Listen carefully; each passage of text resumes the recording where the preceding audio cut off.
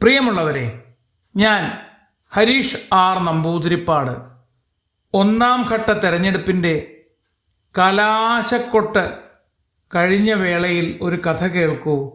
കലാശക്കൊട്ട്. തെരഞ്ഞെടുപ്പിൻ്റെ അവസാന പ്രചരണ ദിവസം നഗരമധ്യത്തിൽ കലാശക്കൊട്ടും കൂക്കിവിളികളും പാട്ടും പടക്കവും എല്ലാം കൂടി ഒരു വലിയ ആഹ്ലാദ പ്രകടനം.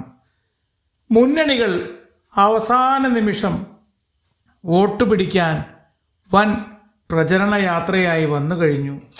അവർക്കൊപ്പം വന്ന ചിലർ പരസ്പരം പോർ വിളിച്ചുകൊണ്ടിരുന്നു. കണ്ടില്ലേ ഞങ്ങളുടെ കലാശക്കൊട്ട്, എൻ്റെ പാർട്ടിയാണ് ശക്തം, ഒന്ന് പോടാവേ, ഞങ്ങളാണ് വലിയവർ, കണ്ടറിയാം ഇത്തവണ ഭരണം ഞങ്ങൾ കയ്യേറും, നിങ്ങളെ ജനങ്ങൾ തന്നെ കയ്യേറ്റം ചെയ്യും, നോക്കിക്കോ. പ്രചരണ വാഹനങ്ങൾ നേർക്കുനേർ നിന്ന് പരസ്പരം കൊടി വീശി ആർത്തട്ടഹസിച്ചു. മാറ്റിപ്പിടി നിന്റെ പീറക്കൊടി, ഒന്നാമൽ അലറി. നീ നിന്റെ കയ്യിലെ കൊടി മറ്റുള്ളവരുടെ കണ്ണിൽ തട്ടാതെ മാറ്റിപ്പിടിക്ക്. ഇരുകൂട്ടരും അപ്പുറത്തും ഇപ്പുറത്തും നിന്ന് പരസ്പരം കൊടികൾ തമ്മിൽ കൂട്ടിമുട്ടിച്ചു. വാളും കൂട്ടിമുട്ടുന്നത് പോലെ കൊടികൾ തമ്മിൽ അംഗം വെട്ടു തുടങ്ങി. അതിൽ ഒരു കൊടി ദേഷ്യക്കാരനായ നേതാവിൻ്റെ മുഖത്ത് തട്ടി. പിന്നത്തെ കഥ പറയണോ?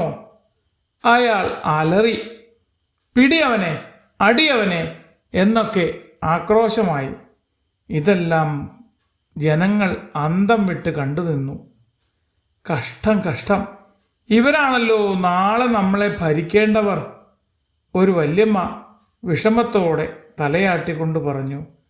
അയ്യയ്യേ, ഇതെന്താ തെരഞ്ഞെടുപ്പ് കലാശക്കൊട്ടോ?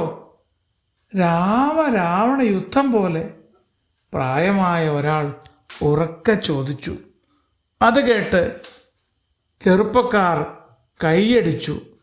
അവരിൽ ഒരാൾ ഗൗരവമായി പറഞ്ഞു, ഇങ്ങനെ കലാശക്കൊട്ടിനെ കലഹക്കൊട്ടാക്കിയവരെ തെരഞ്ഞെടുക്കേണ്ടതില്ല. ശബ്ദമല്ല പ്രവൃത്തിയാണ് വേണ്ടത്. നിശബ്ദമായി വന്ന് അവരുടെ ആശയങ്ങൾ പറഞ്ഞവരുണ്ടായിരുന്നു. നമുക്കവരെ പരിഗണിക്കാം. ആർത്തട്ടഹാസങ്ങളും കൊടിതോരണങ്ങളും കൊലവിളികളും വേണ്ട. സ്നേഹത്തോടെയുള്ള പെരുമാറ്റം, ശാന്തമായ സംസാരം, അതാണ് ജനങ്ങൾ ആഗ്രഹിച്ചത്.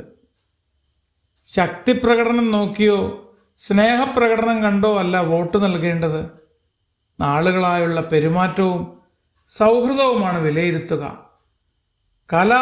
കലഹത്തിനൊടുവിൽ പിരിയും മുമ്പ് ഒരാൾ പറഞ്ഞു, ഈ കലാശക്കൊട്ട് ജനങ്ങളെ പഠിപ്പിക്കുന്നത് ശബ്ദകോലാഹലങ്ങൾക്ക് വിലയില്ല, ശാന്തതയ്ക്കാണ് ശക്തി എന്നായിരിക്കണം.